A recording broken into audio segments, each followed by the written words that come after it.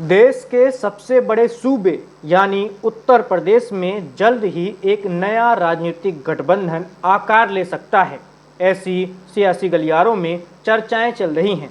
इस नए गठबंधन के तहत तीन बड़े नेता एक साथ आ सकते हैं, एक मंच पर आ सकते हैं।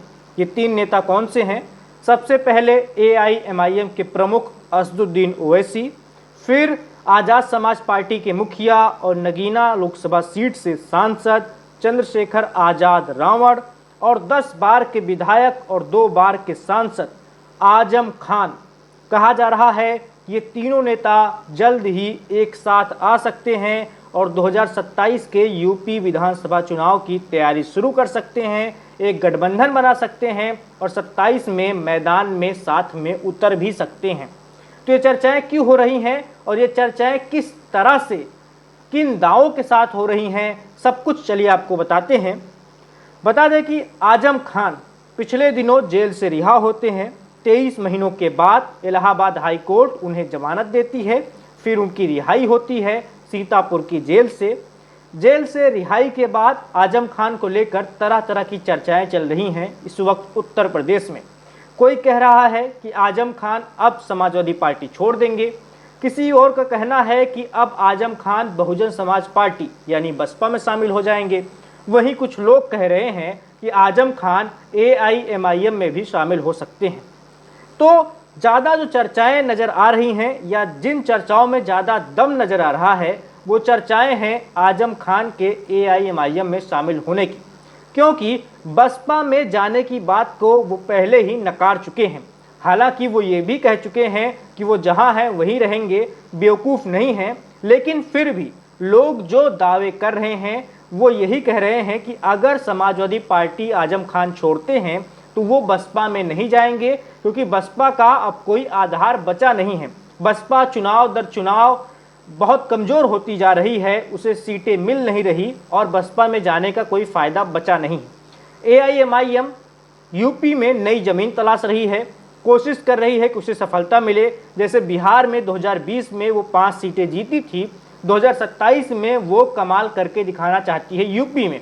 और अगर आजम खान एआईएमआईएम में शामिल होते हैं तो निश्चित तौर पर रामपुर और उसके आसपास के इलाकों में जहां पर आजम खान का प्रभाव माना जाता है वहां पर असदुद्दीन ओवैसी की पार्टी को बढ़त मिल सकती है, फ़ायदा मिल सकता है।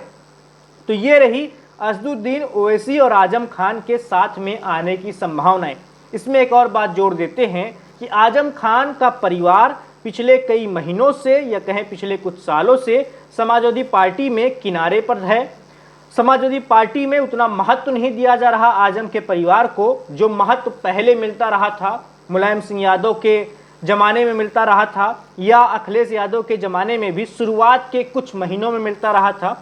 अब अखिलेश यादव समाजवादी पार्टी में नई मुस्लिम लीडरशिप विकसित करना चाहते हैं, जिसमें वो इकरा हसन को आगे बढ़ा रहे हैं जो कैराना की सांसद हैं, जियाउर रहमान बर्क को आगे बढ़ा रहे हैं जो संभल के सांसद हैं, और वो उन लोगों को किनारे कर रहे हैं जो पार्टी में बुजुर्ग हो गए हैं या जो उनके पिता के ज़माने के नेता हैं।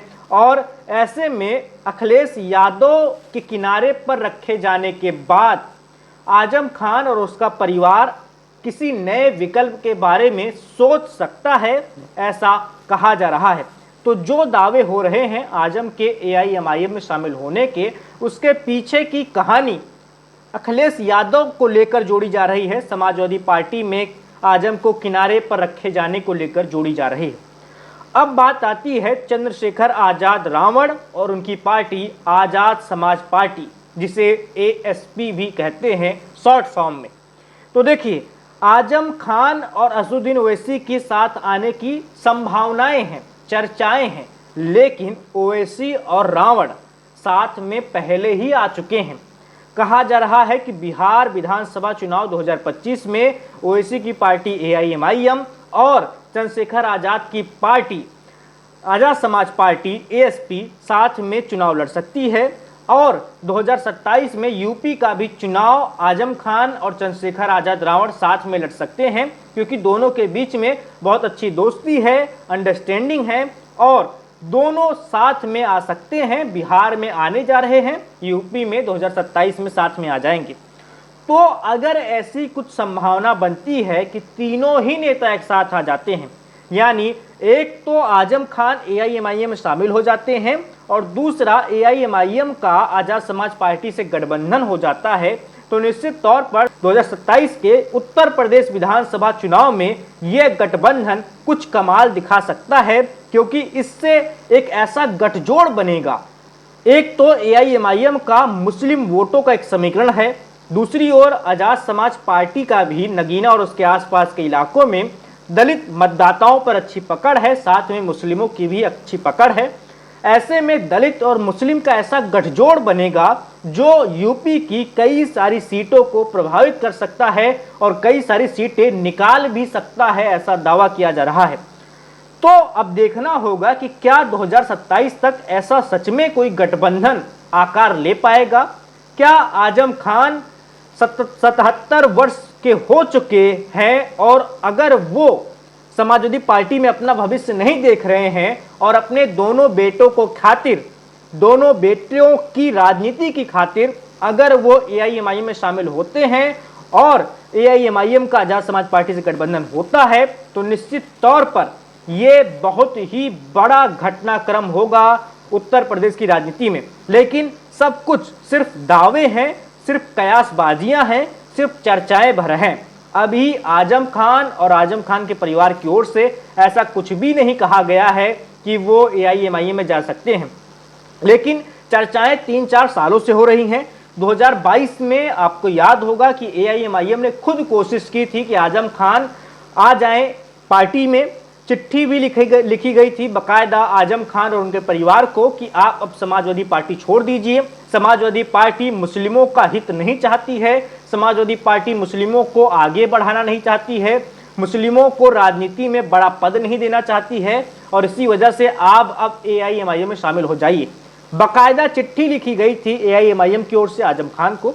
उसके बाद से ही लगातार चर्चाएं होती रहती हैं कि क्या आजम खान एआईएमआईएम में कभी भी शामिल हो सकते हैं। अगर अभी नहीं तो क्या भविष्य में 1 साल में 2 साल में शामिल हो सकते हैं, क्योंकि 2027 के चुनाव में निश्चित तौर पर वो चाहेंगे कि उनके दोनों बेटे राजनीति में सेटल हो जाएं, स्थापित हो जाएं और एक पद पर पहुंच जाएं, विधायक बन जाएं। तो ये रही आजम खान एआईएमआईएम के साथ में आने की चर्चाएं और एआईएमआईएम और चंद्रशेखर आजाद यानी आजाद समाज पार्टी का गठबंधन तो निश्चित तौर पर तय माना जा रहा है।